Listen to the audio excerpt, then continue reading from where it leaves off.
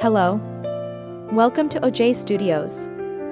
Please enjoy this chapter of Only Human by Olivia and Lacey Julius.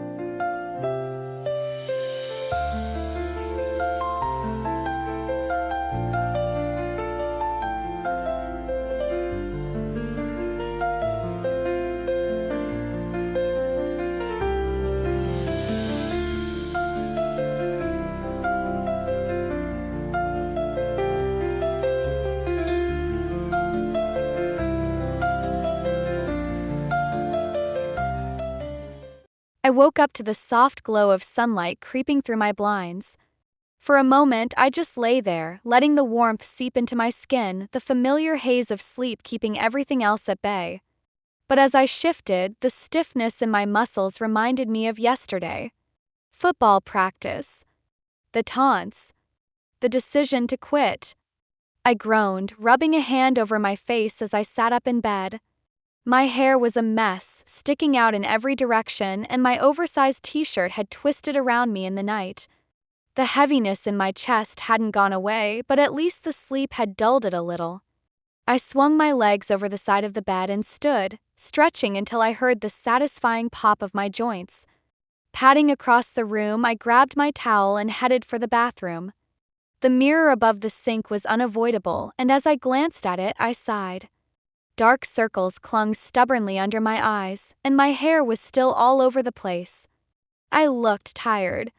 I turned on the shower, the rush of water filling the small space with steam and a faint hiss.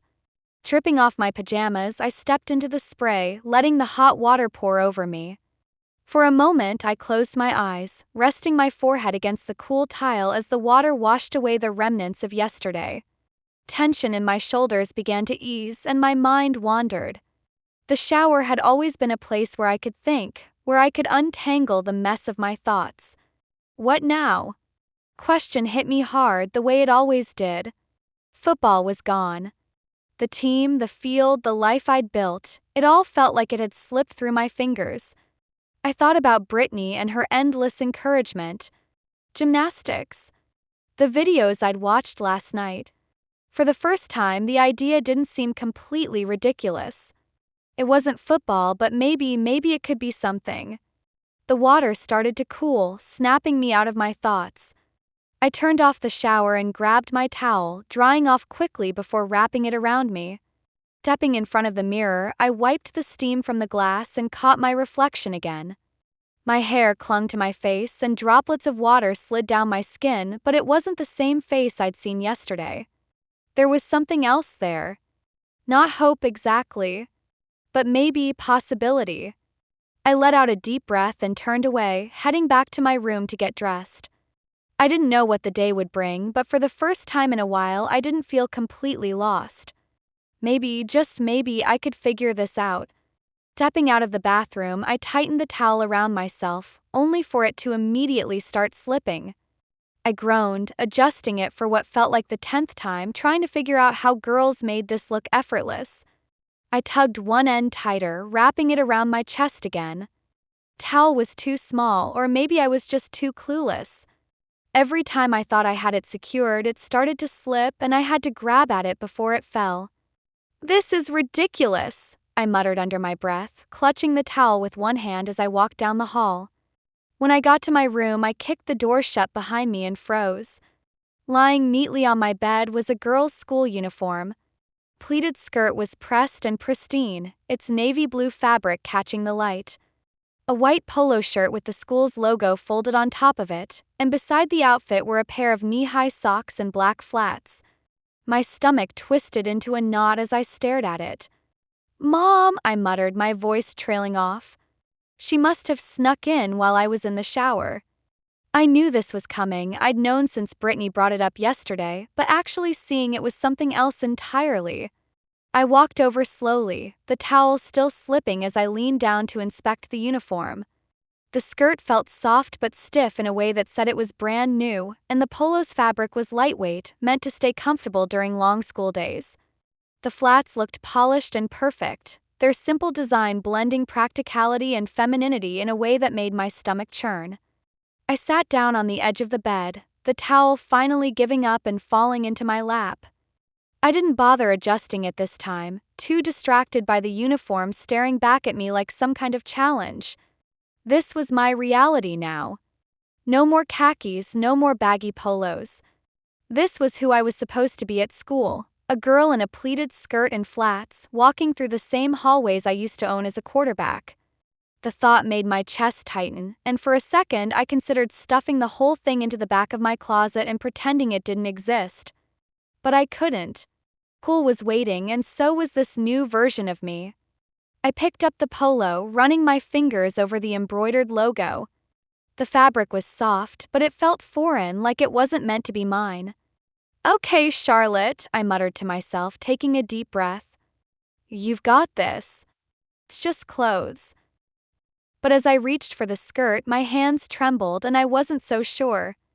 I sat there for a long moment, staring at the uniform like it was some kind of monster waiting to swallow me whole. Pleated skirt and pristine polo shirt seemed so simple, so innocent. But putting them on felt like crossing a line I wasn't sure I could come back from. I sighed heavily, running a hand through my damp hair. "You can do this," I muttered, though my voice lacked any real conviction. Standing up, I walked over to my dresser and pulled out a pair of black panties and a matching bra. The sight of them still made my stomach twist, but I'd gotten used to the routine. It was muscle memory at this point, even if it never felt normal. Slipping the panties on, I avoided looking down, focusing instead on the next step. The bra came next. I fumbled with it for a second, hooking it in the back before adjusting the straps.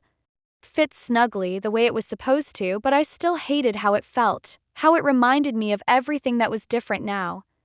"Just clothes," I whispered, more to myself than anyone else.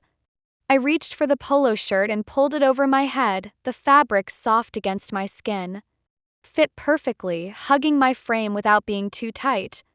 The logo on the chest stared back at me from the mirror, a small but undeniable reminder of where I was headed. Then came the skirt.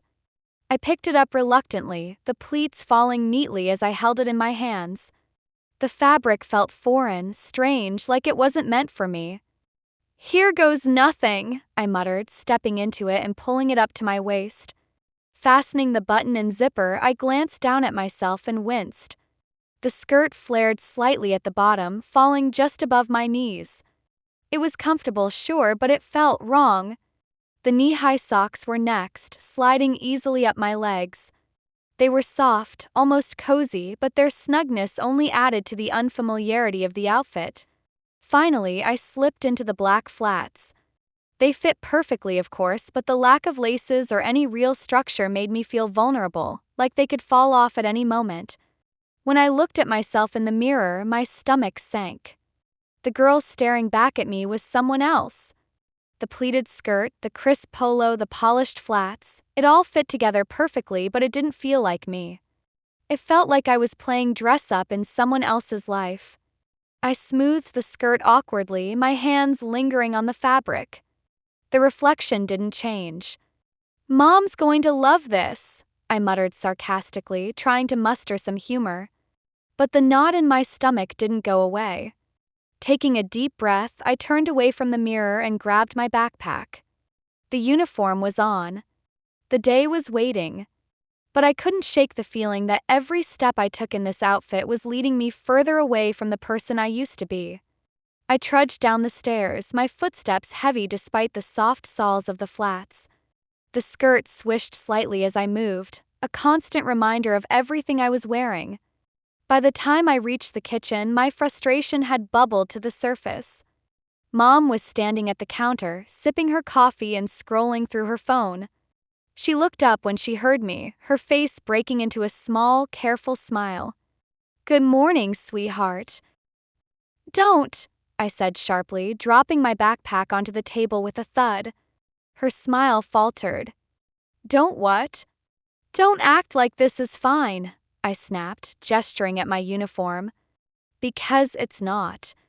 This is unfair." Mom set her coffee down, her expression softening. "What's unfair, Charlotte?"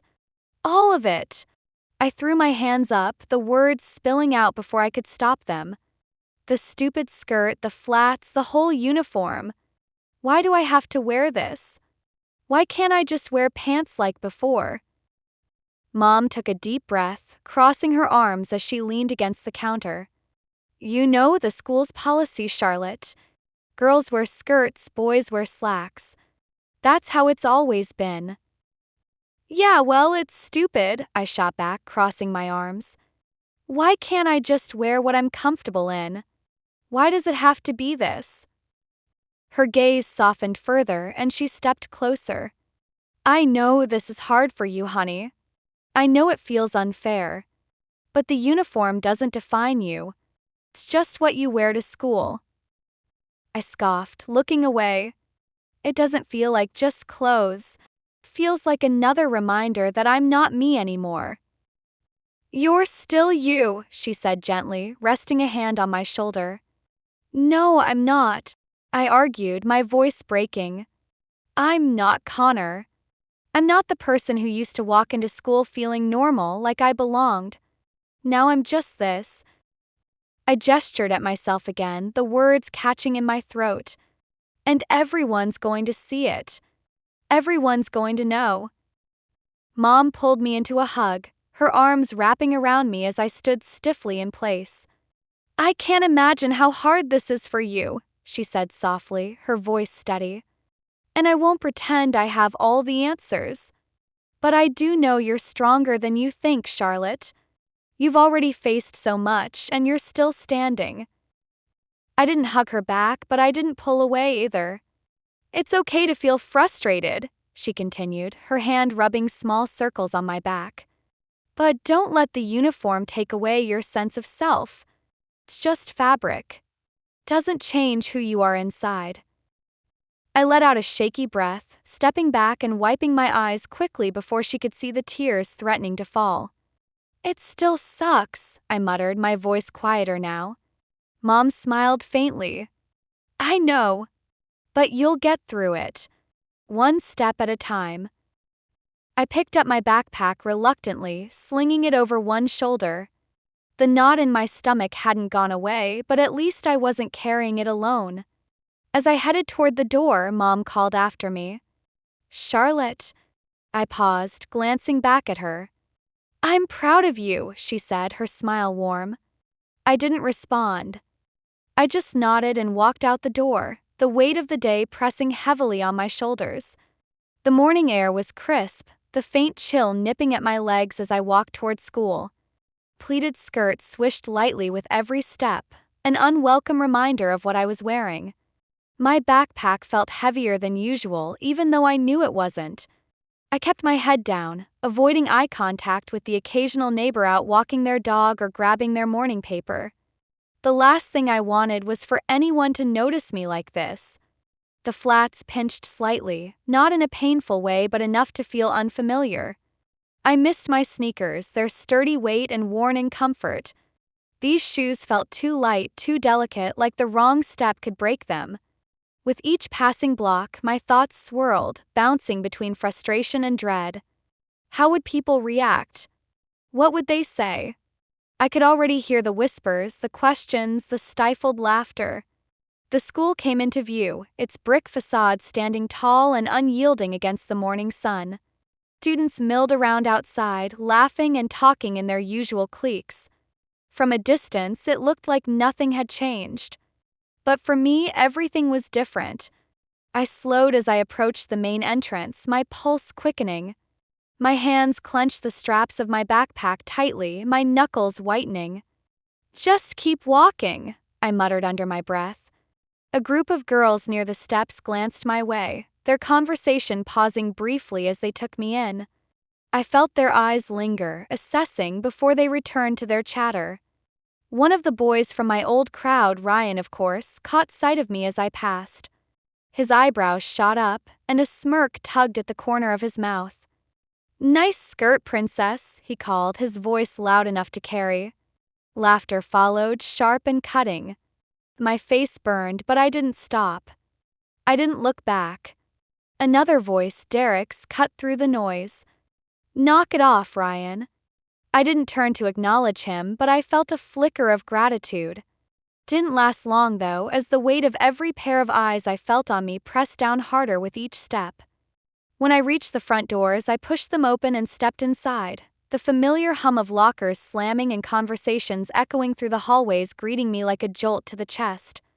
I adjusted my skirt nervously and kept walking, heading straight for my locker. My heart pounded, and my legs felt like they might give out beneath me at any second. "Just get through the day," I whispered to myself, the words a shaky mantra. But as I fumbled with my combination lock, my hands trembling, I wasn't sure how I was going to do it. The halls were a blur of faces and noise, a constant rush of movement as students jostled past on their way to class. I kept my head down, focusing on my locker as I twisted the combination dial, willing my hands to stop shaking. Behind me, the sound of footsteps slowed and then someone stopped nearby. "Charlotte," a familiar voice said. I glanced over my shoulder to see Derek standing there, his hands stuffed into his pockets. His usually confident demeanor seemed a little more subdued, his gaze flicking from me to the floor and back again. "What do you want?" I asked, turning back to my locker and pulling the door open. "I wanted to apologize," he said, his voice low but steady. That caught me off guard. I turned to face him fully, raising an eyebrow. "Apologize for what?" "For Steven," Derek said, shifting his weight from one foot to the other. "For all the guys, really. They've been acting like jerks, and you don't deserve that. You're still part of the team no matter what." I blinked, unsure how to respond. The sincerity in his tone threw me off. "Thanks, I guess," I muttered, glancing away. He nodded, hesitating for a moment before continuing. "Listen, I've been meaning to ask you something." I frowned, closing my locker and slinging my backpack over one shoulder. "What is it? Do you have a date to homecoming?" Derek asked, his voice a little softer now.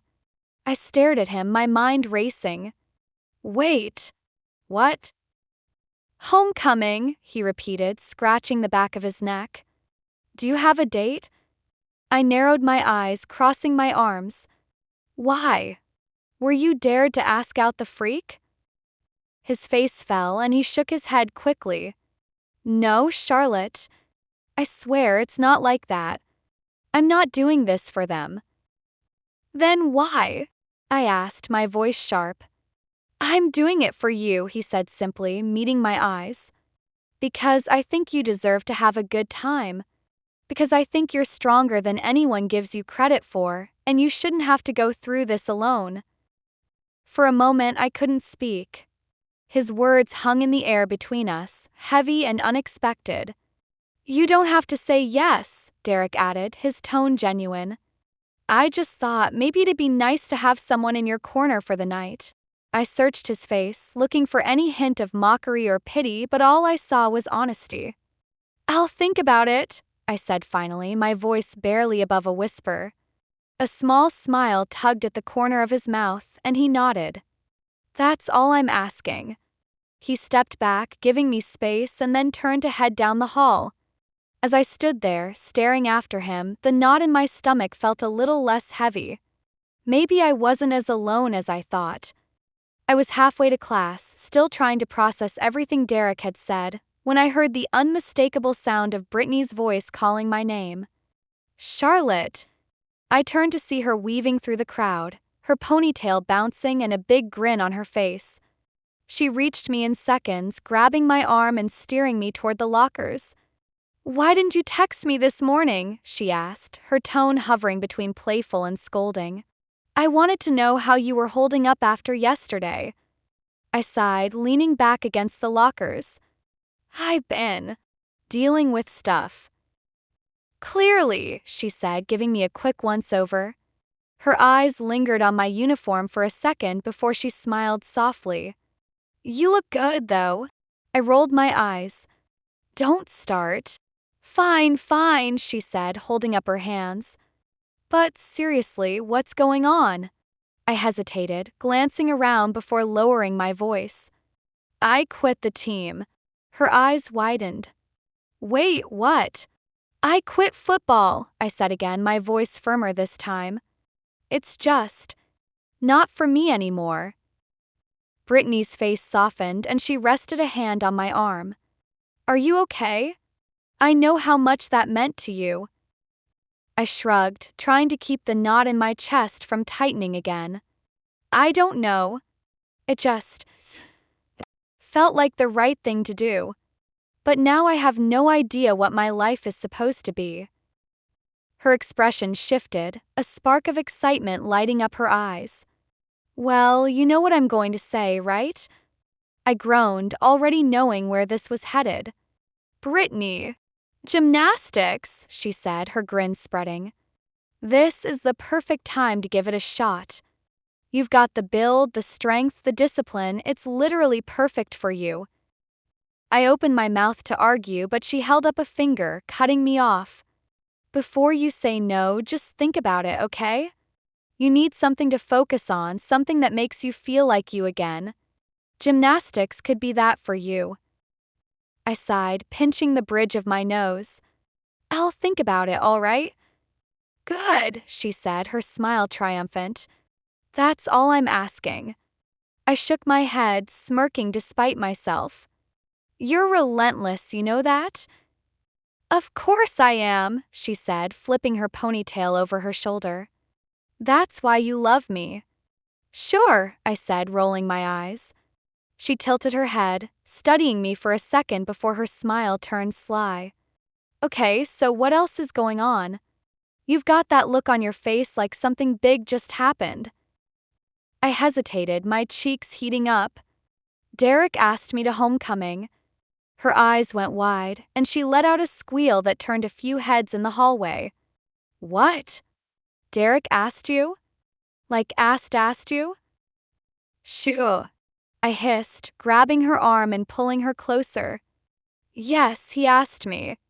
And no, I haven't said yes yet. Why not? Brittany asked, her excitement bubbling over. That's amazing. Derek's like the nicest guy on the team, and he's cute too.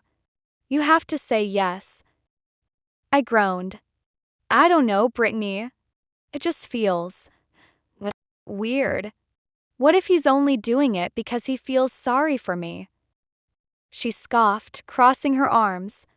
Derek doesn't do pity dates. If he asked you, it's because he likes you. Trust me on this. I looked down at my hands, her words swirling in my head. And, Brittany added, her grin returning, it's even more reason for you to join gymnastics. Imagine how much fun it'll be to have something new to focus on. And to look amazing at homecoming while proving to everyone that you're killing it in your new life. I shook my head, laughing softly. You're unbelievable. I know, she said, her tone teasing but warm. But seriously, Charlotte, this could be the start of something good. You just have to take the first step. Her words lingered as the bell rang, cutting through the noise of the hallway. Think about it, Brittany called as she headed to her class, leaving me standing there, the weight of her excitement and encouragement swirling in my chest. Maybe she's right, I thought. Maybe this is the first step. I took a deep breath before stepping into the classroom. The familiar buzz of students chatting and shuffling papers filled the air, but it felt different now. My stomach churned as I scanned the room, trying to avoid eye contact with anyone. The desks were the same, the posters on the walls hadn't changed, and the teacher, Mrs. Sanderson, was already scribbling something on the whiteboard. But I wasn't the same.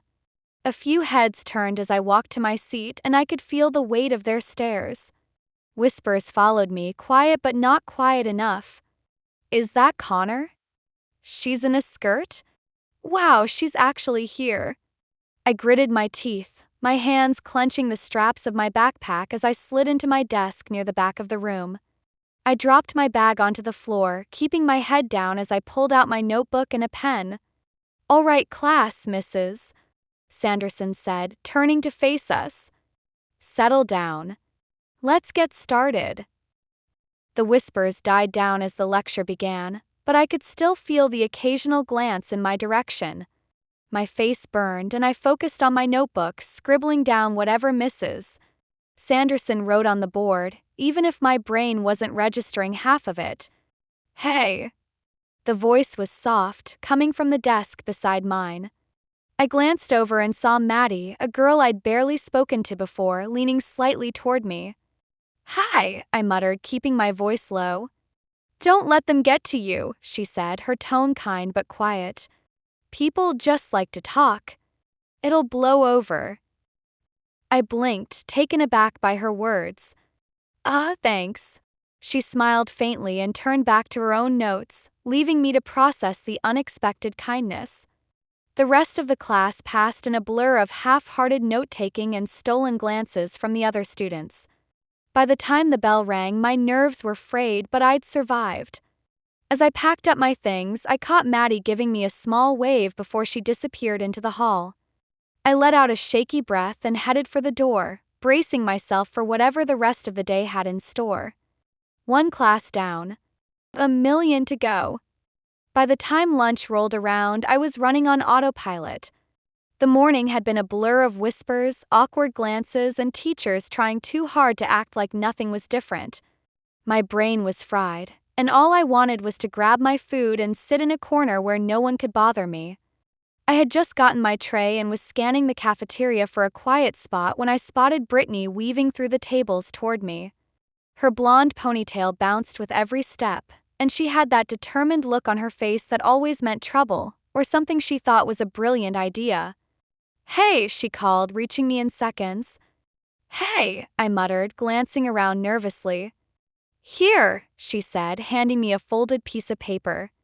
Don't ask, just read it. I frowned, shifting my tray to one hand and taking the note with the other. What is this? You'll see, Brittany said, smirking. Just read it and meet me, okay? No excuses. She gave me a wink and spun around, disappearing back into the crowd before I could say anything else. I sighed, setting my tray down on an empty table and unfolding the note. The handwriting was unmistakably hers, loopy and bubbly with little hearts dotting the eyes. Meet me in the gym during lunch. It's important. Don't bail. Britt. I stared at the note, my brow furrowing. Whatever this was, it wasn't optional. Brittany never took no for an answer, and I wasn't in the mood to argue. I shoved the note into my pocket, grabbed my tray, and scarfed down my food as quickly as I could. Whatever Brittany had planned, I figured I'd better face it sooner rather than later. A few minutes later, I was pushing open the doors to the gym, the smell of polished wood and faintly musty air hitting me like a wave. Place was quiet, the only sound coming from the faint squeak of my flats against the floor. Charlotte! Brittany's voice echoed from the far end of the gym. I looked up to see her standing near the mats, a big grin on her face and her hands on her hips. She was still in her uniform, but she looked completely at home here, her confidence radiating like it always did. What is this about? Called, walking toward her. You'll see, she said cryptically, her grin widening. And for some reason, I had a feeling this was about to be one of Brittany's brilliant ideas. I stopped a few feet from Brittany, raising an eyebrow as she pulled something from behind her back. It was shiny, glittery, and unmistakably pink and silver. What is that? I asked, dread settling in my stomach. Brittany held up the leotard, the light catching the silver accents in a way that made it look almost blinding. This, she said proudly, is your future. I groaned, running a hand down my face. Brittany, no. Brittany, yes, she said, shoving the leotard into my hands. You said you'd think about it, and I'm here to help you make the leap, literally. I opened my mouth to protest, but before I could get a word out, another voice chimed in from behind me. Don't worry, Charlotte. You're not alone. I turned to see a girl walking toward us, her steps measured and graceful, exuding a quiet confidence. She was about my height, with warm, deep brown eyes that seemed to notice everything without judgment. Her skin was a rich, warm tone, hinting at her Middle Eastern heritage, and her features were striking, sharp cheekbones softened by a calm and steady expression. Unlike the shorter skirts most of the other girls wore, including Brittany and me, Her uniform featured a long, pleated skirt that fell just below her ankles, swaying gently with each step. She wore a crisp school polo, but beneath it was a fitted, long-sleeved shirt that extended to her wrists, the material smooth and neat.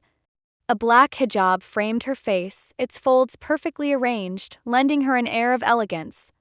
Covered her hair entirely, the fabric draping smoothly over her shoulders and blending seamlessly with the rest of her outfit.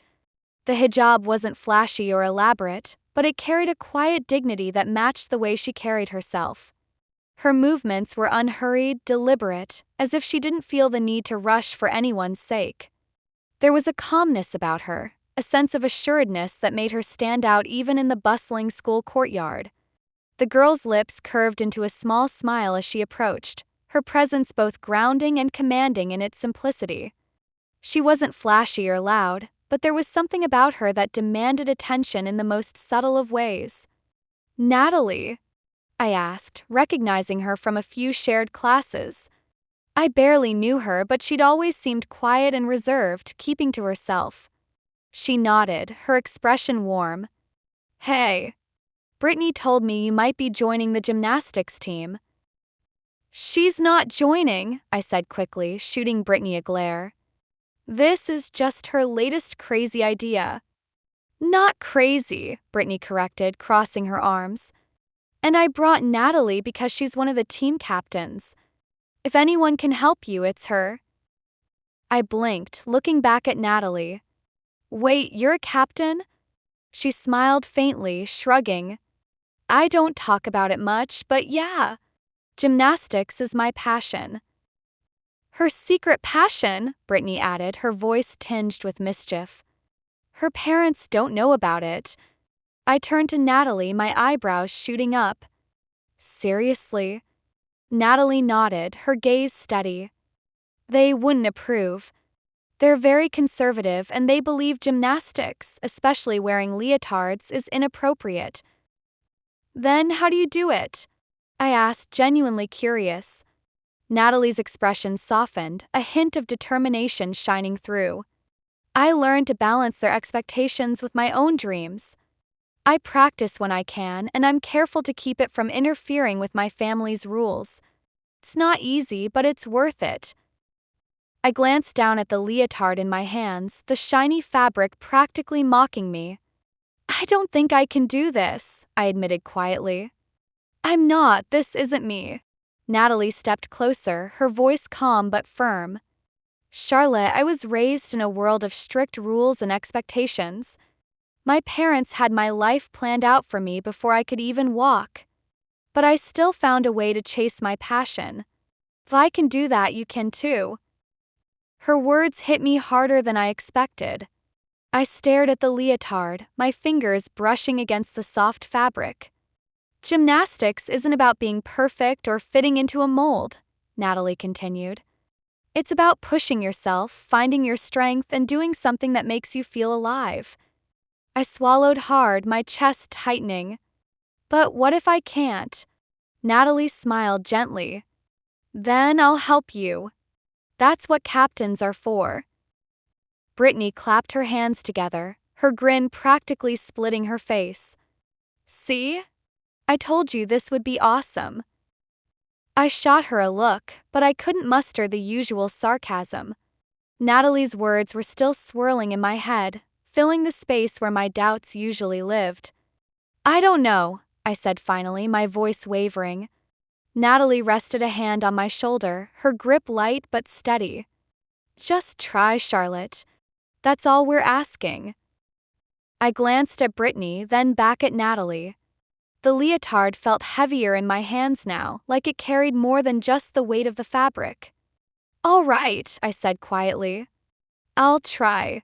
Brittany hooped loudly, and Natalie's smile grew. For the first time in what felt like forever, I didn't feel completely alone. After school, the three of us met at a local gym that Brittany had managed to arrange.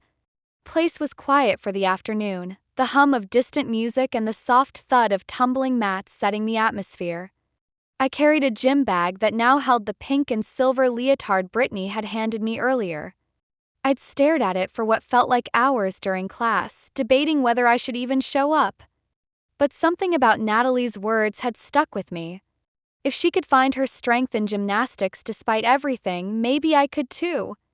Brittany was already dressed when I arrived, wearing a vibrant turquoise leotard that matched her usual bubbly personality. She waved me over from near the lockers, grinning as usual. "Ready to get started?" she asked. "Not really," I muttered, clutching my bag tighter. Natalie walked out of one of the locker rooms just then, carrying her own bag. She gave me a small smile, her calm presence grounding me a little. "Don't worry. We'll take it slow." I followed them to the changing area, where Brittany practically bounced with excitement as she started unpacking her things. I pulled the leotard from my bag, the pink and silver shimmering in the light, and hesitated. "Just put it on," Brittany said, noticing my hesitation.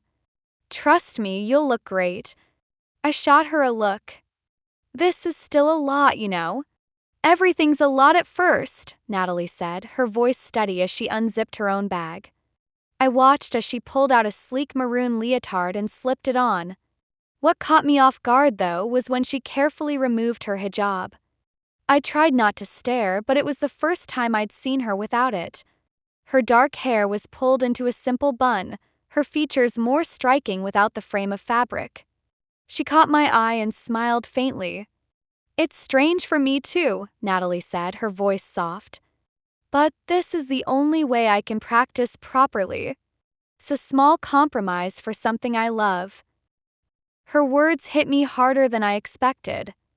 "Okay," I said quietly, stepping into one of the stalls to change. Slipping on the leotard felt awkward at first. The fabric stretched taut as I stepped into it, clinging tightly to my legs and hips.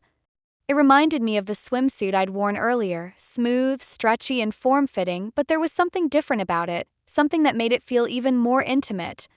The material hugged every curve of my body with precision, almost like a second skin. It wasn't just snug, it was deliberate.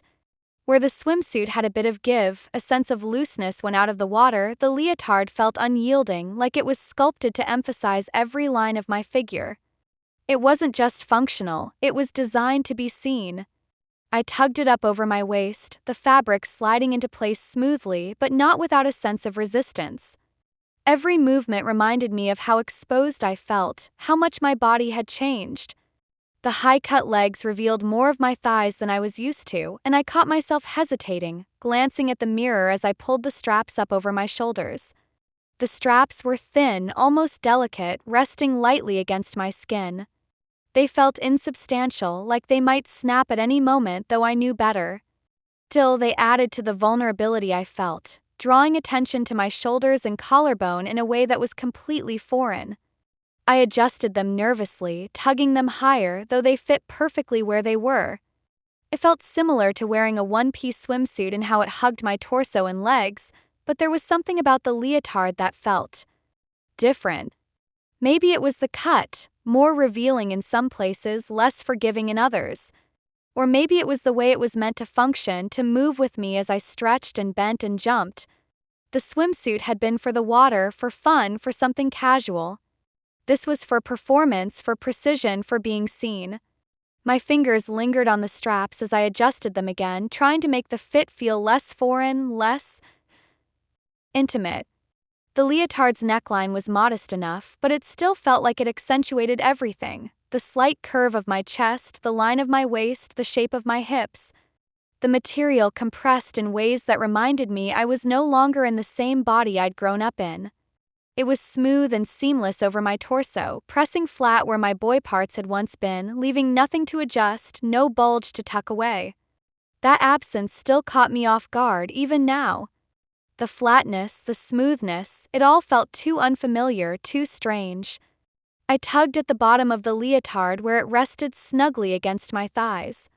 Unlike the swimsuit, which had been about functionality, this felt almost theatrical, like it was designed to highlight every movement, every step. I glanced at the mirror again, hesitant but unable to stop myself from looking. The girl staring back at me was unmistakably wearing a gymnast's leotard, her body lean and athletic. She looked ready for the mats, ready for the spotlight. But she didn't look like me.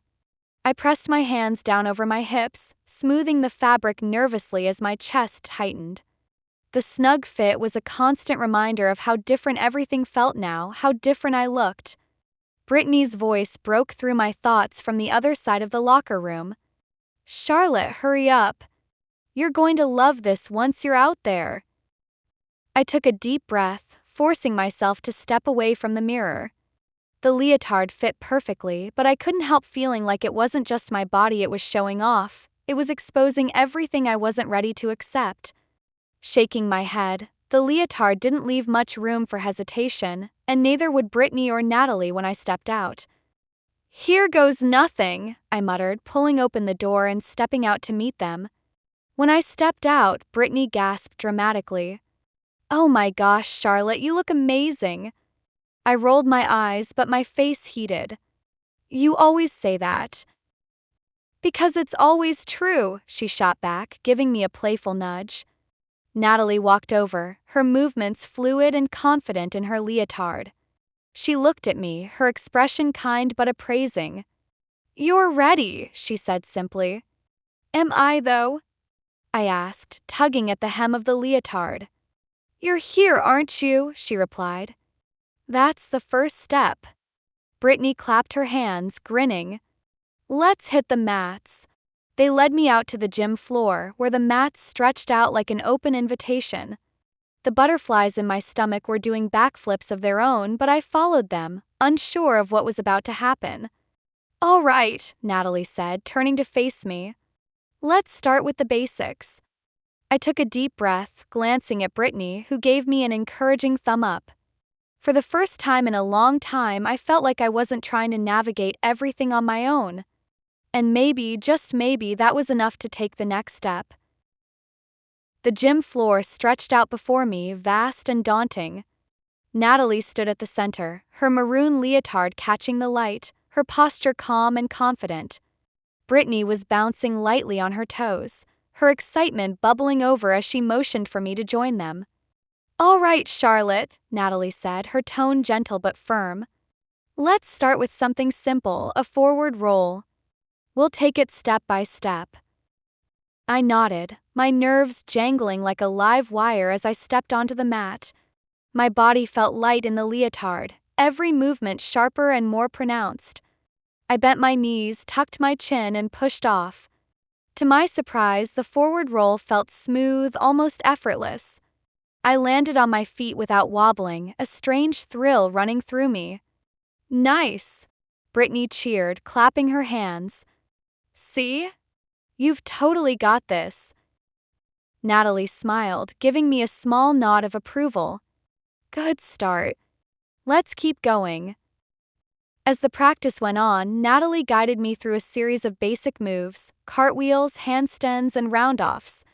Each time I tried something new, it felt natural, almost instinctive. My body moved with a fluidity I hadn't expected, and the thrill of nailing each move sent an unfamiliar but welcome rush of confidence through me. "Okay, Charlotte," Natalie said, her tone shifting to a mix of challenge and encouragement. "Let's see how you do on the balance beam." I hesitated, glancing at the narrow beam that looked both impossibly high and dangerously thin. "Are you sure?" "Absolutely," Brittany said, bouncing beside me. "You're killing it so far. This'll be a piece of cake." With a deep breath, I climbed onto the beam, my arms outstretched for balance. My heart pounded, but as I took my first step, something clicked. The fear melted away, and my body moved with surprising ease. Step after step, I felt more stable, more in control. When I reached the end and dismounted with a shaky but successful landing, Brittany hooped loudly and Natalie smiled. "You're a natural," Natalie said, her voice calm but sincere. I grinned despite myself, a flicker of pride breaking through the nervous energy. By the end of practice, my muscles were buzzing, not with exhaustion but with a kind of excitement I hadn't felt in a long time. As we stood by the edge of the mats, Brittany and Natalie both turned to me, their faces expectant. "So?" Brittany asked, her eyes sparkling. "What do you think?" Natalie crossed her arms, her expression warm but serious. "You've got real potential, Charlotte. We'd love to see you at tomorrow's practice. What do you say? I hesitated, the weight of their questions settling over me. A week ago, I never would have imagined myself here, let alone considering gymnastics.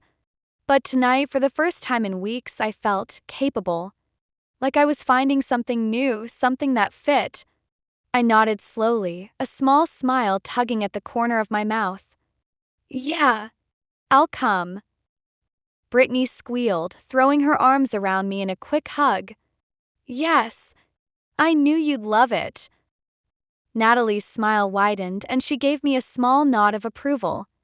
Good choice. We headed back to the locker room to change, the excitement from practice still buzzing between us. As I slipped back into my usual clothes, I caught sight of Natalie at the far end of the room. She pulled her hijab from her bag, wrapping it around her head with practiced precision. Her maroon leotard was gone, replaced by her modest long-sleeved top and pants. Transformation was seamless, like she was stepping back into another version of herself. She caught me watching and smiled softly. What? Nothing, I said quickly, looking away. You're really good at balancing everything. Her smile grew, her expression thoughtful. It's not always easy, but it's worth it. Before I could respond, the sound of a car horn echoed from outside. Natalie grabbed her bag, slinging it over her shoulder as she glanced toward the door. That's my dad, she said. See you tomorrow. Yeah, I said, surprising myself with how steady my voice sounded. See you tomorrow. She gave me one last smile before hurrying outside, her hijab perfectly in place as she climbed into the passenger seat of her father's car. I watched her go, feeling a strange sense of admiration. Brittany looped her arm through mine as we left the gym, her grin as bright as ever.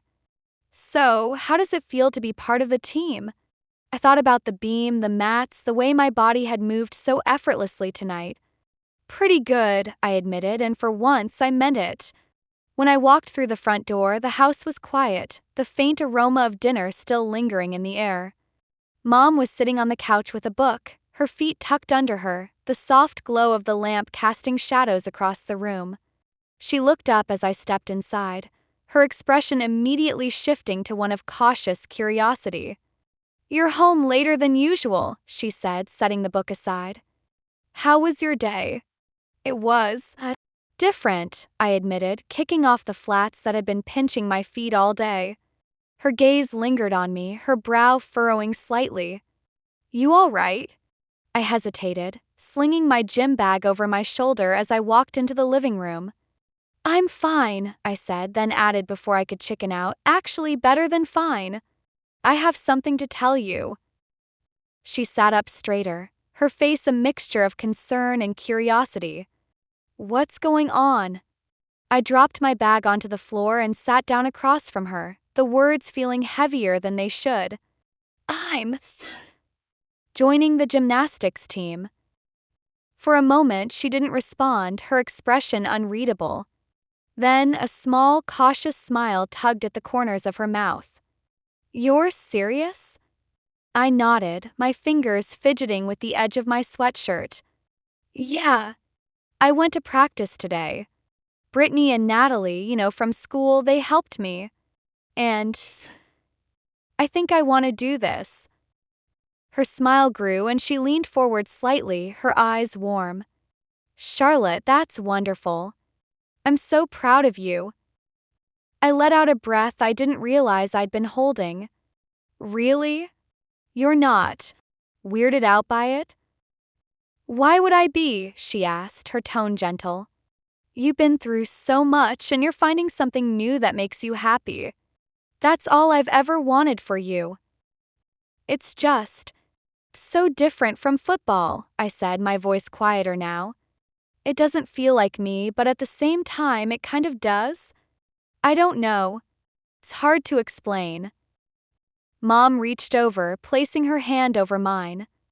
Sometimes finding yourself means trying things you never thought you'd do. It doesn't matter if it's gymnastics or football or anything else. What matters is that you're moving forward. Her words settled over me, warm and reassuring. "You're really okay with this?" I asked, needing to hear it again. "I'm more than okay," she said, squeezing my hand. "I'm excited to see where this takes you. And hey, maybe I can come watch you practice sometime."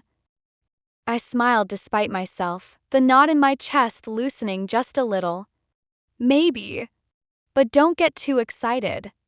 I'm still figuring this out." She laughed softly, pulling me into a hug. "Take all the time you need. I'm proud of you, Charlotte."